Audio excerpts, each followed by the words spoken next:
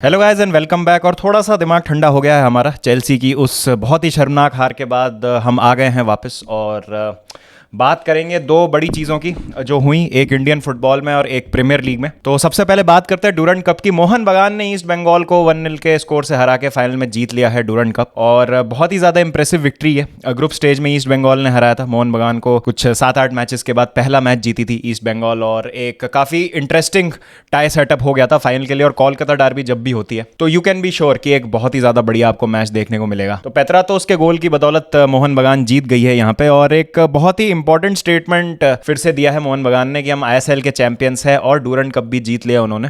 तो नया जो सीजन आ रहा है उसमें the team to watch out for definitely Mumbai city तो होगी ऑब्वियसली, बट उसके अलावा मोहन बगान का भी एक बहुत अच्छा केस है। एंड आई थिंक मोहन बगान एक बहुत ही ज़्यादा स्ट्रॉन्ग टीम है यहाँ पर। लेकिन ईस्ट बंगाल के लिए एक अच्छी कैंपेन रही है, फाइनल तक वो आए हैं और लास्ट जो सीज़न का आईएसएल कैंपेन था वो अच्छा नहीं रहा था उनके लिए और 9th पोजीशन पे उन्होंने फिनिश किया था। तो ऑब्वियसली एक अच्छी शुरुआत की ज़रूरत थी इस सीज़न उनको, और इतने सारे उनके क्लब में चेंजेस हुए हैं तो पॉजिटिविटी दिख रही है इस समय। और लग रहा है कि ईस्ट बंगाल भी इस बार जो है कड़ा मुकाबला देगी बाकी टीम्स को आईएसएल में अगर हम बात करें तो उनके लिए ओवरऑल ये अच्छा टूर्नामेंट रहा। और जैसा मैंने थोड़ी देर पहले अभी मेंशन किया कि मोहन बगान को भी उन्होंने हराया था ग्रुप स्टेज में, तो काफ़ी अच्छा उनका ये रहा जो डूरंड कप का मैं टूर्नामेंट कहूँगा। लेकिन अगेन मोहन बगान ने दिखाया कि क्यों वो आईएसएल चैंपियंस है, क्यों वो एक बहुत ही ज़्यादा स्ट्रॉन्ग टीम है और नेक्स्ट सीजन भी आईएसएल में they would be the teams to watch out for. ISL का सीजन भी स्टार्ट होने वाला है थोड़े दिनों में, तो काफ़ी मज़ा आएगा और देखते हैं कि किस तरीके से जो टीम्स हैं ये जो अभी उन्होंने डूरंड कप में खेला है और जो एक्सपीरियंस है उसको कैसे वो लेके आती हैं आईएसएल में। मज़ा आएगा बहुत ज़्यादा, देखने में काफ़ी इंटरेस्टिंग होगा। तो ये तो बात हो गई डूरंड कप की। अब बात करते हैं जो कल एक कंट्रोवर्सी से भरा हुआ मैच था, आर्सेनल वर्सेस मैन यूनाइटेड। और for some strange reason Anthony Taylor जब भी इस मैच में होते हैं, इस मैच में किसी भी बड़े मैच में होते हैं, आप श्योर हो सकते हैं कि इस तरीके की हरकतें होंगी ही होंगी। मैच की पहले बात कर लेते हैं। तो मैच में अगर हम देखें तो यूनाइटेड का प्लान बहुत सिंपल था, डीप सेट करके काउंटर अटैक पे उनको मारना है और ज़्यादा उन्होंने कुछ ट्राई नहीं किया। इंजरीज से काफ़ी परेशान है already Manchester United. Mason mount नहीं थे, राफेल वरान नहीं थे, लूक शॉ नहीं है, तो काफ़ी क्रूशल प्लेयर्स जो हैं वो मिस कर रहे थे यूनाइटेड का ये गेम। तो रैशवर्ड बिल्कुल उसी तरीके से गोल स्कोर करते हैं, काउंटर पे मारते हैं वो उनको। लेकिन एक बहुत ही इंपॉर्टेंट इक्वलाइजर जस्ट 1 मिनट बाद स्कोर कर देते हैं ओडेगार्ड, और उससे दिखता है कि आर्सेनल जो है पोजेशन डोमिनेट कर रही है। लेकिन ऐसा नहीं है कि उस पोजेशन का कोई एंड रिजल्ट नहीं निकल रहा है। काय हैवर्ट्स को भी एक चांस मिला था शुरू में, अगर उसको वो स्कोर कर देते हैं, लेकिन वहाँ पर वो कन्वर्ट नहीं कर पाए और एक बहुत ही आसान सा चांस उनसे मिस हुआ था उस समय।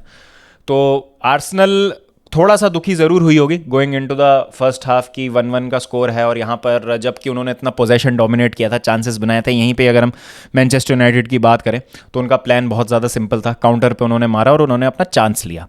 अब एक बहुत बड़ा जो मोमेंट आता है वो आता है मैच खत्म होने के कुछ देर पहले, जब गर्नाचो गोल स्कोर करते हैं मैनचेस्टर यूनाइटेड के लिए। ऑफ साइड ये दी जाती है गर्नाचो के अगेंस्ट और मुझे पर्सनली ये लगा था कि ये ऑन साइड है, लेकिन जिस तरीके से ये लाइनें बना दी जाती हैं और ये वीएआर ऑपरेट करता है, समझ नहीं आता है कि ये क्या सही है क्या गलत है। और एरिक टेन हाग ने भी जिस तरीके से पोस्ट मैच इंटरव्यू में कहा कि ये जो एंगल यूज़ किया गया है इस ऑफ साइड कॉल को देने के लिए, ये गलत था और ये जो गोल है ये स्टैंड होना चाहिए था और इसमें जो है गलती हुई है रेफरी से। तो चलिए मान भी लेते हैं कि 1 मिलीमीटर से गर्नाचो ऑफ साइड थे, लेकिन जो दूसरा डिसीजन था रैसमस हॉयलैंड पे जो ये फाउल होता है, आई थिंक ये एक clear penalty in my opinion. Again मेरा ओपिनियन है ये, मैं नहीं जानता कि क्या सही है क्या गलत है, लेकिन ये क्लियर फाउल है। अगर ये बॉक्स के बाहर होता है तो हमने अनगिनत बार देखा है कि इस तरीके के जो एक्शंस हैं उनको फाउल दे दिया जाता है रेफरी की तरफ से, बट क्योंकि ये शायद बॉक्स में हुआ तो वहाँ पर क्यों जो है वो रूल बदल जाता है या क्या रेफरी को दिखा नहीं, समझ नहीं आया वहाँ पे। लेकिन अगेन उसको फाउल नहीं दिया गया और यहाँ पर हम वीएआर और रेफरीज की जितनी ज़्यादा बुराई करें उतनी कम है। और ऑलरेडी 4 मैचेस ही हुए हैं अभी तक सिर्फ प्रीमियर लीग में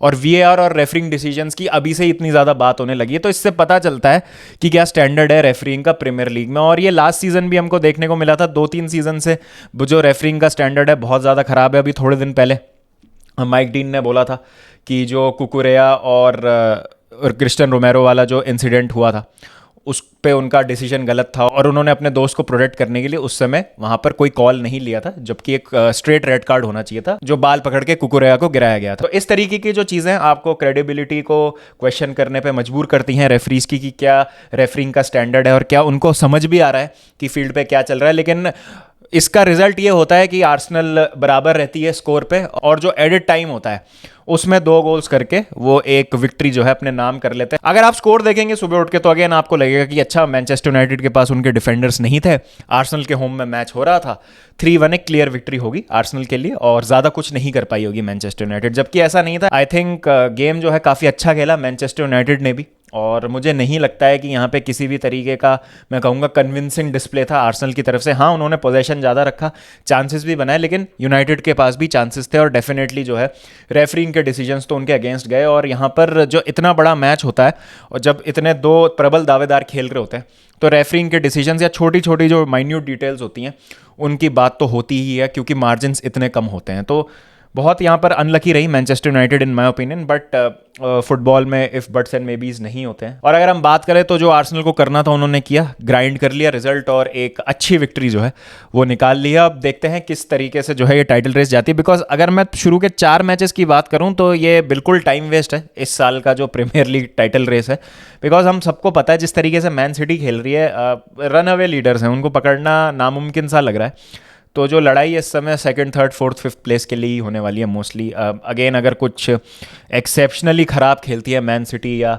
कोई टीम टो टू टो जाती है बिल्कुल, क्योंकि अगर आप देखें मैन सिटी जिस तरीके से फुटबॉल खेलती है, और अभी भी उन्होंने अपने प्लेयर्स जो हैं जो गए क्लब छोड़ के, और जिस तरीके से उन्होंने रिप्लेस किया है उन प्लेयर्स को जो क्लब छोड़ के गए हैं, तो ये जो प्रोसेस है ये चलता रहता है इनका। और मैन सिटी एक एग्जांपल है कि अगर आपके जो स्पोर्टिंग डायरेक्टर हैं और मैनेजर हैं और ओनरशिप है वो जब एक सिंक में एक पेज पे होकर काम करते हैं और स्काउटिंग जो है इतनी आपकी बेहतरीन है, तो आप जो है एक ऐसा सिस्टम इन प्लेस लागू कर देते हैं कि वो ऑटो मोड पे चलता रहता है, और मैनेजर का काम है सिर्फ कि नए प्लेयर्स को अपने एग्जिस्टिंग सिस्टम में ढालना।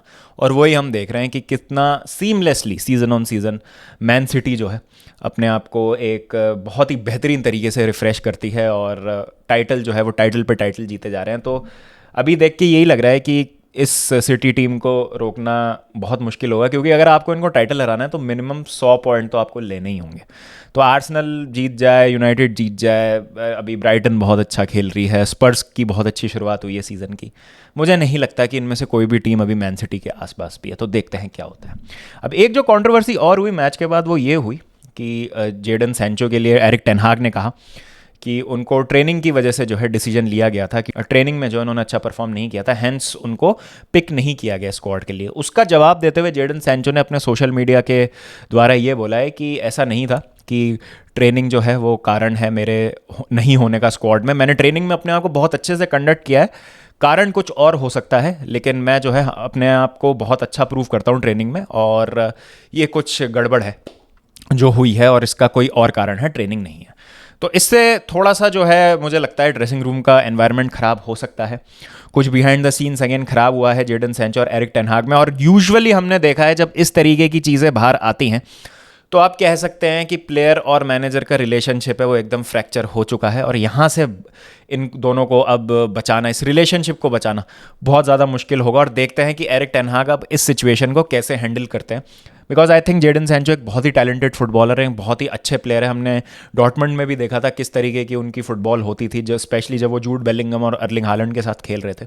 तो आई डोंट थिंक सो कि प्लेयर में कुछ खराबी है। ऑब्वियसली उनको सेटल होने में प्रॉब्लम हुई है मैनचेस्टर यूनाइटेड में, और उसके बाद जब लग रहा था कि एक मेंटल प्रॉब्लम के बाद जब वो वापस आए और अपनी जगह बनाने की कोशिश कर रहे हैं टीम में, और थोड़ा इम्पैक्ट भी दिखा था उनका इनिशियल मैचेस में, लेकिन अब जब इस तरीके की बातें आती हैं तो बिहाइंड द सीन्स डेफिनेटली कुछ ना कुछ प्रॉब्लम ज़रूर हुई हैं यहाँ पे जेडन सैंचो और एरिक टेन हाग के बीच में।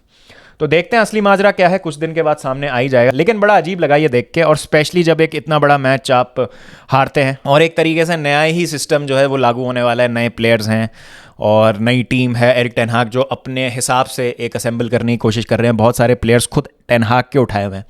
तो क्या ये जेडन सैंचो को फोर्स आउट करने का मूव है, या एरिक टेन हाग की पर्सनैलिटी ऐसी है कि जो चीज़ है वो उसको वैसे ही बोल देते हैं, बिल्कुल भी शुगर कोट नहीं करते हैं कुछ। तो क्या यहाँ पे थोड़ा मीडिया मैनेजमेंट जो है एरिक टेन हाग का वो उनको लेट डाउन कर रहा है, क्या चीज़ है ये अभी थोड़ा जानने में हमको समय लगेगा, और देखते हैं आगे इसमें क्या होता है।